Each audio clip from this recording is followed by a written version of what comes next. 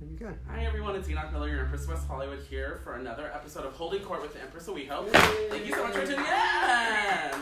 We're so excited to have our amazing guest, Vision, here. Yay. Sheldon, who's so stunning, and we'll get into a lot of amazing things that he's been doing, which is, I mean, quite frankly, insane, all the stuff he does. I don't know how he's sane at all. But we want to do a special thank you to GayLifeLA.com for making this possible, as well as Kings Road Apartment Homes for this lovely space you see here today. So, my amazing guest, the amazing Vision, and obviously a Vision in all beautiful black. I'm telling you, he has these cute little pink flamingo shorts. Just like, the harsh. She's so extra. No, but I was telling him his shorts. I want to steal these cute little black shorts with pink flamingos all over it. Absolutely love them. But, no, not chubby legs, please. And then, so you were originally from North Dakota. Yes. And you're actually, I don't think a lot of people realize, but you're Native American from, I'm going to butcher the name of the tribe. You say it so I don't fuck it up. The Emrpess tribe. Yeah, Emrpess tribe. Because I just try to say it, I'm like, nope. I'm gonna butcher it, and it's not a big town. It's a very small town. Yeah. Like you graduated with I think like 33 people in your high school class. I mean it's tiny. I was 33. But it's a big Native American community though over there. And for you growing up, what was that like living in North Dakota compared to living here currently in LA? Well, I was just thinking about that in the car, and growing up in Newtown is really it's like it's being in a bubble. Okay. Much like West Hollywood is kind of like a bubble. No shade. But the life there is very easy, and anything that the outside world is very new and a new experience for me. And basically my only connection that I was thinking about was the TV. Oh really? And, so TV was your only portal to the outside world. Yeah, exactly. Wow. And like how that is my connection, and how I got my start into seeing everybody, and I don't know how does that it parlays into my own world, So it really kind of like how you saw people and interacted with people. Yeah. Okay. Well, I like to consider myself like an artist, and for sure. People, I feel like people kind of put a negative connotation on it now. Okay. Like everyone's an artist sort of thing. Well, and I think especially out here you get that stigma a lot because everyone and their mom is wanting to be an actor or an actress or an artist or something like that. I mean, you do get a lot of saturation in that field. Mm-hmm. Especially with Instagram or social media in general, but I mean, it is what it is. Yeah. So. And and then obviously, I've seen a lot of articles written interviewing on the fact that your family is, when it comes to, well, not just your family, but Native American culture, when it comes to homosexuality and the LGBTQ plus community, is very interesting in their belief system on that. Could you kind of walk us through how they consider LGBT individuals? Right. As far as gay people in Native American culture, there's a thing called Two-Spirit, and where I'm from, we call it Makabawia, and basically through Christianity, it was, I want to say deified, but in a bad way, to where it was, you basically are, Makabawia is a witch that comes out of the forest, and is coming to get you. She's coming to get you! She's the crazy lady and coming to get you! We could have a fun song with that. Oh, I can imagine. But I guess it's basically the same thing. So for a lot of people who don't understand Two-Spirit, I looked it up. I looked up the definition. So it refers to a person who is both a masculine and a feminine spirit, and is used by some of the very First Nations of Native Americans here to describe their sexual desires, their gender, and their spiritual identity. And it's kind of encapsulate all that as a whole. And it's not like you actually identify as two distinct people. It's your spiritual aspect of you. It's just a way of identifying who we are. There's straight people, and then there are Two-Spirit people. So. And how does that identify for you? Like, if you were to use your own words to describe it, what does that mean to you to be Two-Spirit? For me, Two-Spirit, it's more of, it's not an embodiment or an idea. It's just being who you truly are. Okay. Because we get lost a lot with our labels. Right. Oh, definitely. And so with Two-Spirit, I don't consider myself gay. I don't consider myself straight. I'm a attracted to both men and women, Mm-hmm. and but like the glory of being a two-spirit is that I can dress up and do these wonderful things as a boy or a girl, Right. or be who I want to be as both.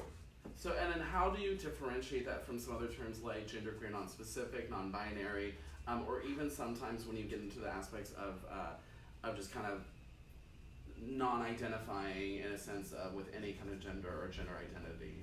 I think I really need a lot more education on Okay. that, because I mean, I as what two-spirit is it kind of encompasses that Okay. that idea for me, Gotcha. because in the past I've thought about becoming a woman. Okay.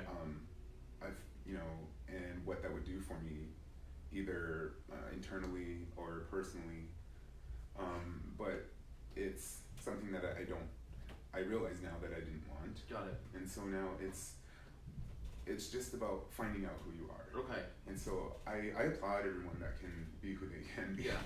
And live your real life. That's all you gotta do. Exactly. And I think so much what I appreciate about our generation too is the fact that we really are on this like discovery of identity, and it's not just settled down to this one category or another. They all kind of blend a little bit, and the gender lines are becoming very obscure, Mm-hmm. which I think we're hopefully getting to a point where that really doesn't become a major factor in how we identify with other individuals. So that's Right. where I see it becoming more accepted, for adults actually encouraging individuals to discover themselves and not just be like boy, girl, done. Mm-hmm. And like really exploring who they are as an individual. So I'm really excited for that. And again, it's curious to see how even some people in the same sort of like category identify sometimes so differently from each other, even though they identify as the same thing. So Exactly. it's always based on an individual person and who they are. Right. It's all a personal story. Yeah, and it's so- amazing. Oh, honey. Yeah. Someone's not working out upstairs, ladies and gentlemen, so if we kind of jump, they don't know how to fucking do weights. Someone go like their Instagram so they can go Yeah, exactly. So we'll go do that. And so for you, you're an amazing singer. I love coming to watch you at karaoke, and also he has 2 amazing songs on there with more to come, and so we're super excited for that. But for you, what kind of got you into music in the first place? Like, was there a kind of key factor or something specific that kind of really drew you into the music field?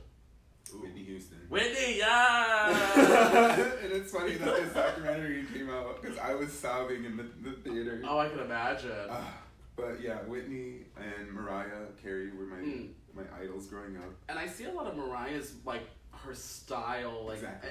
emulated in some of the different things you do, Yeah. especially that body roll. Oh, that boy can get cinched for motherfucking days, and that waist. What's funny is I'm not even cinched. You're not? I don't cinch. She has it's snatched. all I'm about gonna rephrase angles that. and- I'm gonna rephrase that. She has snatched from motherfucking Snatched, days. yes. Because but you are very good at accentuating yourself. Like seriously, you do such a great job of just like owning your body. And for most people who do not know, which I was floored by this when I first met you because I had no idea, but Sheldon used to be 700 pounds. 703. Holy motherfucking shit. Jesus, Lost 500. Ladies and gentlemen, motherfucking 500 pounds, which is absolutely phenomenal and amazing. And I know in the very beginning of your career, you've been quoted saying it was a very big struggle because you're trying to just be you and enjoy what you're doing as an artist, and then all of a sudden your weight becomes an issue. How did you kind of come about to this realization of like, okay, I'm going to change it, I'm going to fix it, I'm going to be done? Because you work your ass off to make this happen. Right. Well, it wasn't doing it for me anymore back in the day. Getting into those little kitten heels, trying to break my ankle. The dogs were barking, ladies and gentlemen. They were not happy. Tiny heels. They were all slip-ons, and because they're little tights, they slipped out anyway. So yeah, it just changing. Actually, I will say that my mom was the one that was the catalyst that got me to. She made an appointment for me. Oh wow. And I went to the doctor, and I call it the ambush. She had an intervention. It was for gastric bypass. Oh wow. So, yeah, I had gastric bypass in 2009, and saved my life. Oh my Otherwise, God. I was gonna. I pretty much quit drag at that point, at that certain point in my life, and I was either going to eat myself to death on the couch or I could die on that table. Right. I'm here, girl. And you're here, and honestly, you've owned it for all that it's worth. And he's still, I know personally how much you work out, do so much for yourself, treat your body like a motherfucking temple now. Well, so you do, except for karaoke every now and then we have some little fireball shots.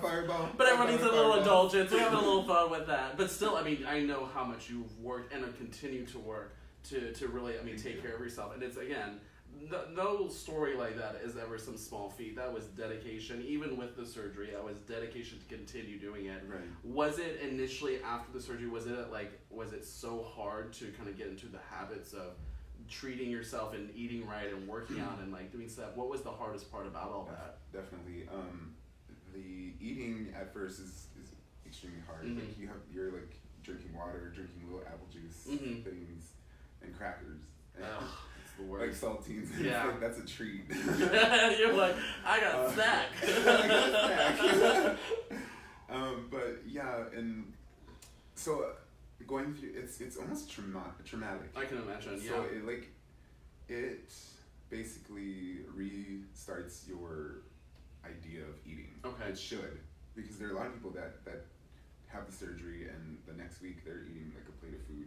Exactly the same thing they were doing before. Yeah. Okay. And it's not going to happen that way. Yeah. And but for me, I stuck to the doctor's orders, and I lost about 250 pounds on my own, or with the gastric, and then the rest I lost on my own. So about 200 pounds with the gastric, and then almost another 300 on your. Yeah. Holla. Throwing a breakup. Wait till you would Actually, it was my first breakup. Okay, so she got motivated. That's what it was. She's like, okay, you're gonna leave it and look good and take care of everyone else. So I do, and I don't want to harp on this, but I'm just, again, it's not a small feat, and it's the fact that it was literally life changing for you, and the fact, like you said, you were gonna eat yourself or die on the table, and she's motherfucking here today. So we're so excited for that. Now, after this, and you really you're getting your life back and owning your own life once again, getting back into to drag, to music, kind of what was your reaction? Were you like, okay, I'm gonna get myself done first and then do this, or were you kind of doing them simultaneously? Right. When I started back into drag after the gastric bypass, I didn't exactly know what I was doing, because I know I wanted this pageant kind of. Long story short, I was figuring it out. Okay. And as soon as when I came out here to do when I came out here was the purpose of getting rid of the skin. So, okay. Yeah. But it was kind of after my mom had passed away in 2013. So after that had happened, I don't know if we should. I don't know. It's up to you, bro. It's up to you. But so you're kind of getting into this. You're discovering again everything kind of all over again of how you're gonna do it. Was there one point or someone that kind of brought you into saying, okay, I want to try this. Let me reinvent who Vision is and what I see her as. Right. Well, as far as Vision was always an idea that I had coming out here. Okay. And I loved Barbie, and that was always, if I don't know if anybody has the pictures, if you go way back into my very first wig that I made was a Dreamgirls wave. The little curl and pop. I love that. It. Oh my god, I love it. I wore it out so many times and I have no idea where it's at, but it stands up on its own, ladies and gentlemen. It moves. Yeah, in that era was always my inspiration. So just that Barbie, Marilyn, all that kind of glamour. That glamour. Okay. Yeah. Well, because you're kind of quoted as the Native American American Barbie, and it's just you do have that very high fashion, very elegant kind of look and ambiance around what Vision is. Right, and I feel like that's kind of what my drag. Was what I wanted it to be. Gotcha. And I pretty much, I feel like I've gotten that point across now. Yeah, for sure. Go through his Instagram, motherfuckers. Seriously, you've really done your work on that. I've been doing drag for 11 years. 11 years, wow. 2007 I started. Wow. I won my first, I won a crown. It's the Miss Dakota Diva 2008. Yeah. I'm so proud of it. I have that crown. Girl, it's a crown. You own a crown. See, exactly. Thank you. When it's your crown, ain't no one else's. But it's still, I mean, again, and it's also too. I mean, you've worked to like, I mean, you've done career, education, like all this stuff. You've kind of built yourself up to this point now. And for music, what does music mean to you specifically? Is it like an escape? Is it just another sense of who you are as a person? Like, what does that mean for you as music?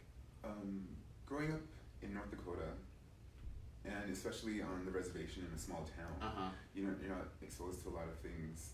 But thankfully, my teacher, Mrs. Brenna, Kathy Brenna, was an amazing music instructor. I always admired her. Like in the fifth, that's when I started going to her classes in 5th grade, and she's the one that made me switch from alto sax to tenor sax. So I blame her for losing that gift. But no, I always talk about how my voice has always been my instrument. And even before playing any instruments, I'm not very good at all. And I can put chords together here and there, and I can give an idea to my producer, and go have. Give him like a couple little like notes, and he can figure it out. Yeah. Okay. But for the most part, I sing with my head. I've been told I have perfect pitch, and so, damn near perfect. Yeah, seriously. I mean, you're on it. Yeah, thank you. No, I'm not kidding. I love to kiss and eat ass, but I won't do it right lightly. So, ladies and gentlemen, but yeah, seriously. I mean, you do like you embody what a song like. You get that feeling of like that passion, that emotion, that behind it all. And what I wanted to get back to was I never had that exposure to actual I don't know, an upbringing of singing, grooming my voice. I just knew that I could sing, and I love singing with Mariah, I love singing with Whitney. But when I got into high school, that's when it became opera. Oh, wow. And I started, Oh, yeah. My Midwestern's coming out. Yes! But, I got into opera. And initially I was going, after high school, I was going to become an opera singer, but I was in the path of music education. Okay. And, honey, that's hard. Someone I don't see her doing well with the children either. She's like, no, I can't just get it right. But so why? Like, was there a reason that music education kind of like took on that direction for you? Was there like a specific thing that kind of turned it away from opera? Well, I think it was my outlet. It was my key in the door. What I wanted from that was I had a lot of names around me in the opera world, and I needed that key because I really wanted to go to Juilliard. Oh, wow. Yeah, that was my ultimate goal, but it got hard. Yes. Really quick, and I knew I was not. At 19 years old, you're not ready for that kind of. That pressure first of all. But and also, if you're not used to the pressure, going into that much pressure. Yeah, exactly. So you're kind of getting into this aspect of this amazing kind of fusion of music and drag, and it's your own kind of style and personality and zhuzh. It's kind of a little disco pop I like, and it's just this kind of classic, iconic, like you said, to a Mariah, to a Whitney, to kind of these glamorous stars and celebrities and legends. Did you know that was like the tone of your music that you wanted to set out making, or did it kind of evolve into that? I think, well, right now I'm working on new music. I'm working on my own stuff, which I'm excited for. But what I'm hoping to do is to convey a message that is completely me. Whether it's dance music or opera or something. It has to be me. Yes, definitely. And at the end of the day, like whatever comes out, you're gonna be seeing vision, but not only just the vision, like you're gonna see a full vision. Right. And I like now that, because I mean we've talked about this before, just out and about, but you're wanting it to be more, like you said, more just the real authentic you. Yeah. As you, will you keep the persona in tandem, or will it kind of fade away more to being Sheldon instead of Vision, or how is that going to work for you? I like to draw inspiration from the 70s. Okay. And Sylvester is one of my favorites. Oh yeah. Yeah, obviously. Mighty Real. Right. Well, yeah. So we'll talk about some of the songs, but yeah, definitely for that one, for Mighty Real. Yeah, and his biggest thing was just Well, there's a thing with Martha Walsh was talking. I don't know if it's Walsh. I think it's Walsh. Martha Walsh. Yeah, no, Martha Walsh. That No, it's Martha Walsh. Yeah. Believe me, I've gotten yelled at. I've gotten yelled at enough about that one. Yeah, no, Martha Walsh for sure. No, she was the one talking about how they would go shopping randomly, and they would buy wigs and dresses, and tuxedos, and this, that, and the other. Whatever he wanted, that was who he is. Okay. And that's how I kind of want. Gotcha. I want. Excuse me. There doesn't need a title. Gotcha. To any of it or a label. It's just you. Yeah. Gotcha. I'll probably show up in a Gucci dress with Gucci loafers. See, and that's the thing, and that's why I love so much. You own you, and it's so authentically you with everything, and that's what I think is so great about it. And you don't have to it's not putting on airs, it's not doing anything like that. It's just it's like just if I want to do this, I want to show up in sexy pants and a shirt or a dress and heels. It's so fluid. My mother always used to say, "Put your money where your mouth is." And a lot of people talk, but don't have the finances to write the checks. Right, so. right, exactly. And that's true though. I mean, they talk a big game, but when it comes for the proof in the pudding, the pudding's stale. Exactly. And it really is. It's just put it back. Yeah. Bye. But it is, and it's you really have this kind of, and also it's just, for you being how you are, it's just, you just have this energy of just living life and just enjoying it and having fun and just, again, being authentic. And I think, honestly, if I had a tagline for what Sheldon is, it's authentically me, and I really love that concept of how you portray yourself as just being who you are as an individual and just loving your life. So I want to kind of go into some of the different things you're talking about with what comes up for the future with you, because I know you're working on, again, all your own music, which is exciting, but you're also looking at some collabs here as well for some Sun stuff, maybe in the future. Maybe. I know, again, it's not we can't say too much because NDA fuckers, but I do want to kind of see from you what you kind of have planned as the goal for the future, and then kind of what are some of the things we can see here coming up soon in the next part of 2018. Right now, we're working on a new cover. Right. It's a new single, and I think everyone will love it. I don't know if I should plug it now or later. Totally plug it now. I don't know if everyone's heard of Everyone or Everybody. Everybody. Yeah. Doug's played me it before, and I never heard it until you had said it, and I love it. It's so catchy. It's very obscure. Gets in your head though. It's one of those things that just eats in your brain forever, and it's it'll be stuck. It's a dancer favorite. I grew up with it. Was probably that in RuPaul, Supermodel. Oh yeah, I can see that. I can see that. Yeah. And so you kind of got this, and it's kind of how you did Mighty Real. It's it's not quite the same. It's the same that everyone's gonna recognize it, but it's not the same because it's your flavor to it. Right. I think the drag aspect is gonna be there. But okay. Yeah. It's not in the forefront of everything. Yeah, I think I'm gonna take a little step away from myself. Okay. But it'll be exciting. I'm excited for that. Yeah. We're gonna play a little clip from one of your first songs, I Was Born This Way, and it's actually one of my favorites because I think it really is. It's just you owning you as an individual with this, and it really kind of just showed your personality with all the glamour. It has some amazing people in it, like Manila Luzon, Mariah Paris Balenciaga. Oh, and I Was Born This Way? And I Was Born This Way. Oh, no, that was Mighty Real. No, that was Mighty Real. I'm projecting. I just love all those girls. I Was Born This Way? Yeah, so I Was Born This Way was this part where it's actually you kind of you owning you. It has my this whole wall Ronnie. of dolls, which I love. My friend Ronnie is the Ken doll in the who's hot, oof, yes, and it's just you were pinup girl realness in it though for sure. It's that nice blonde curly wig and it's the pearls. I just love it. If you see it, it opens up this messy ass room to her laying over the bed with feathers stuck, boa feathers stuck her face. The messy ass room is the very first shot they took because really? Those feathers were everywhere.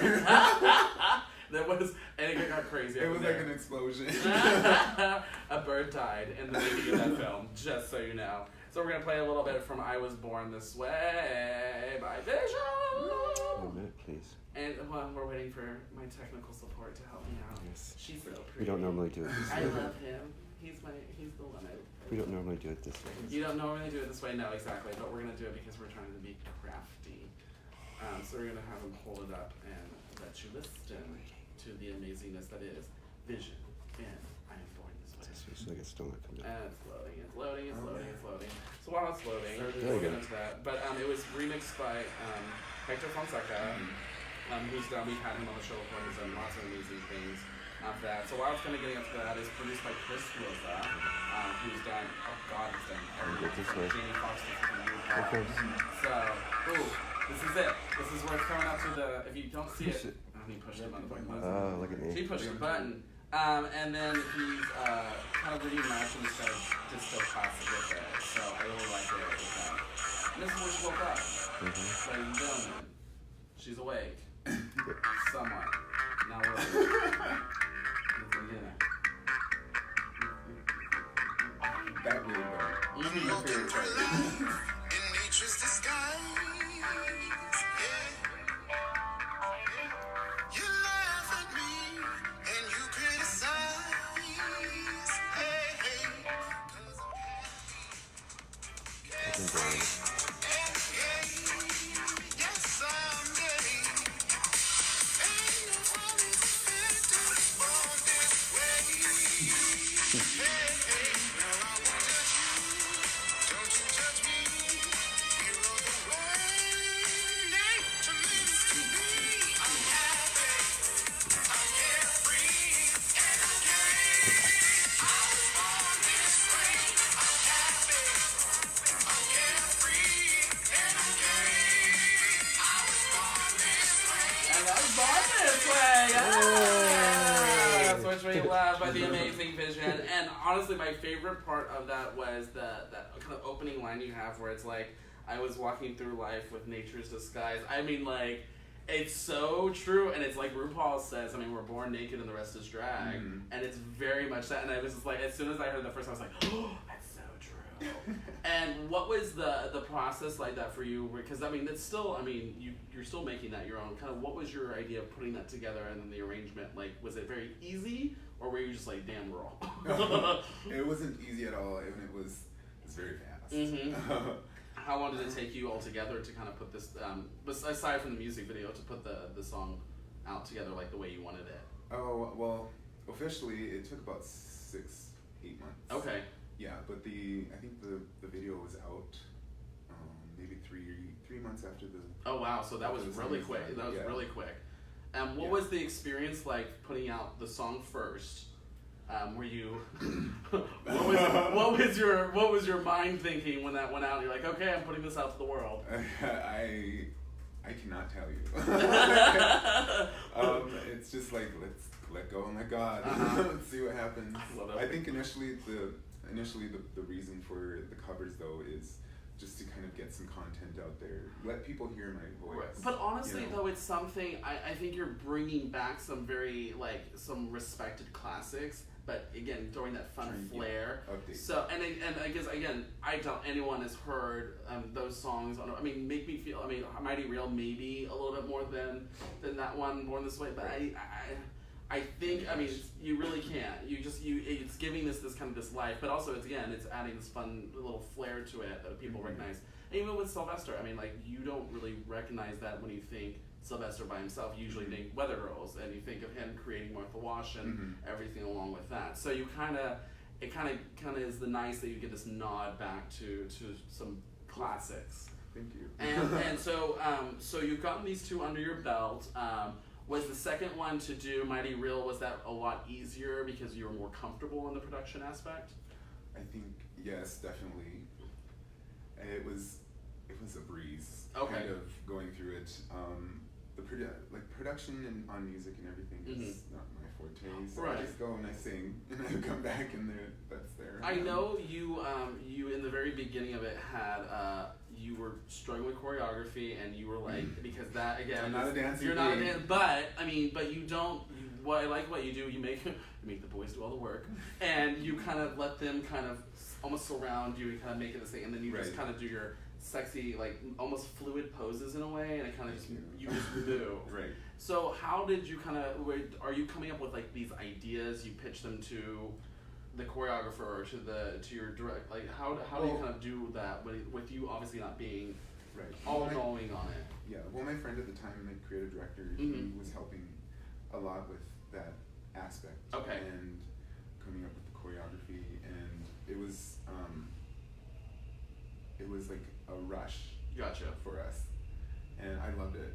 I really liked all of the production and just like learning this stuff is. It's really cool. It's I feel like I'm literally Dorothy. Just like, there is a man behind the mask, and the curtain does or exist. Or is it like Dawn or something? Yeah, I was just like, oh, pay no attention to the shit going on behind the curtain. But it is, and I mean, what I really liked about Mighty Real was that it I think told a story in such a fun way. It really drew, like, because you were going from room to room to like doing all these different like kind of little capsules of people. Yeah. The idea behind that was it was a gay boy's first time. Right. And you'll see Brandon in the beginning of the video, and it goes into a bar, just a regular bar, and there is a bar queen. Yeah.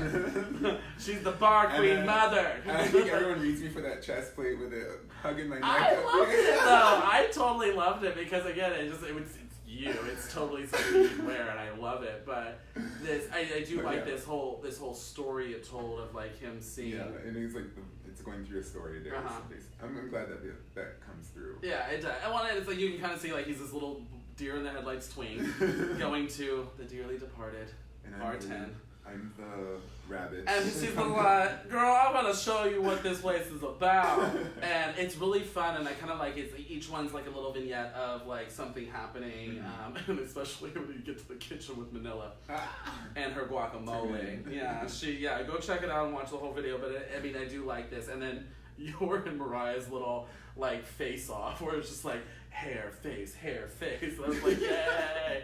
Because it was totally what you guys were like great at with that. It was just that nice little frizzy wig that was getting blown back, and then just you guys are serving fish. You know, I became sisters with Mariah and Manila, and they were probably my biggest inspirations, like from RuPaul's Drag Race, and yeah, it was really exciting to work with them. Oh, they're amazing too, and it is. Especially the two of them having such experience behind them in the drag scene, but also I think the two of them are very easy to work with, professional, but they make it fun. Yeah. Like, it's never like, oh, girl, I'm coming to work. It's like, oh, bitch, what are we gonna do? And they're all being silly and fun, but still know how to, like, put on a good product. Exactly. So it's amazing. But yeah, go check out, you can go to Vision's official YouTube and go check it out there. But yeah, those are the only two on there right now until we get our next little taste of her coming up. But for what you see in, because again, you're not necessarily plugged into the drag world in the sense of being a full-time drag queen and like going to gigs and doing that stuff. It's more what you do for like as a character. Yeah, I think right now, and a lot of people get confused with it. I'm trying to develop myself as an artist, but like it's an aesthetic more than a drag persona. My roots are in drag, so of course there's going to be drag involved. Right. But yeah, singing is my ultimate goal. Yes. And I just can't wait for it to get out there singing. I'm excited, and but also, you are Billboard charting cunty. You were number 24 for Mighty Real, and again, first of all, not an easy feat to get on Billboard. Also, someone beat out Taylor Swift, so yes, thank you. But still, amazing feat, and you've gotten some amazing recognition too from across the board, from LGBT to again regular mainstream media of people really looking at you as a trend-setting icon for, first of all, not just for drag, obviously a little bit, but also for the Native American community that really doesn't have a spokesperson like this that's out there in the public like that. Has there been a more positive reaction from your community now as there was in the beginning, or is it still kind of tenuous overall? It's very accepting. Okay. I've had a lot of positive responses.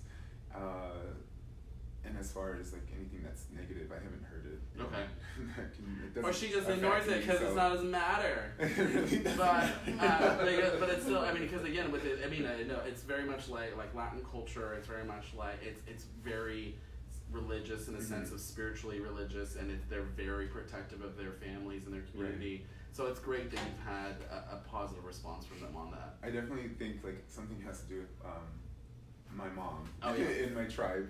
She was really respected and kind of had a name for herself when she passed, and I think that is where a lot of the respect stems over. Gotcha.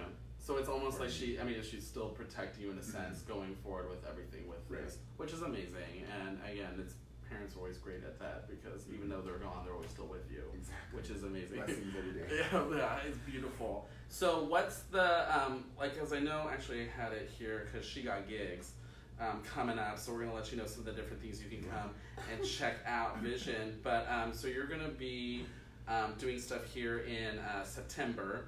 You're going to be out at the mountain. Oh no, that's old. I'm looking at the wrong one. See, this is what happens when Enoch copies and pastes. He reads the wrong shit. What do you have coming up for any kind of like stuff that you can come check you out in person?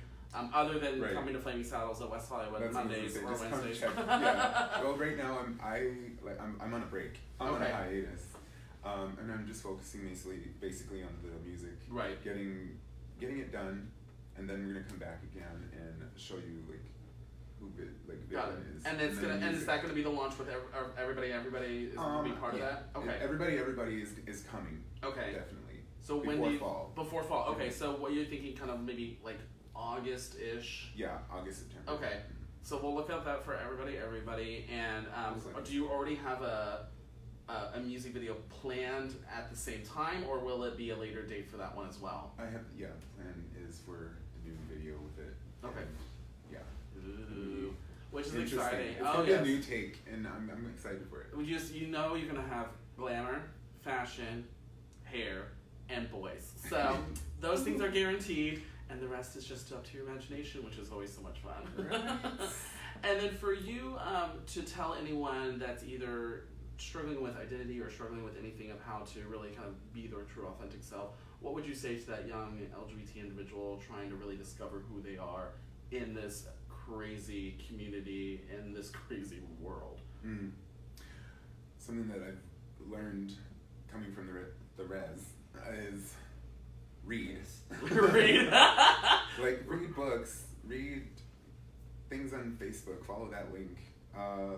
Be inspired by the world. You know, we only have one life to live, so you might as well live it. Yes, exactly. Amen. And if you're gay or straight and you're a little boy, I was that little boy, now look at me. Yeah, exactly. And also, it's don't be afraid to explore. Don't be afraid to think outside of the norm for that, especially when it comes to people are trying to tell you what to do. And I do applaud the fact that you just, like I said, owned it and owned you. I mean, it's not an easy thing to do, and people struggle to kind of find out who they are and what they want to be each and every day. And the fact that you know it and embody it, it's just like, thank you. It's just that you always say you're free of the worlds and the weights of blah blah blah. So it's perfect with that. So always go check out the Amazing Vision on social media. It's just VIZIN.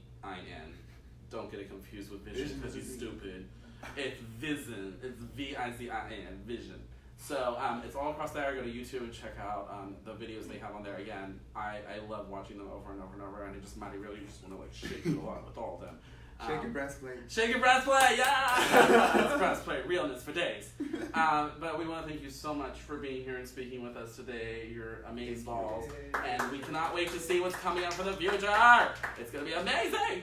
So just definitely keep in tune for this August, September-ish. We'll keep you up to date. But make sure you guys go check it out. We want to say a very special thank you to GayLifeLA.com for making this happen every week, and for Kings Road Apartment Homes for the lovely space you see here today.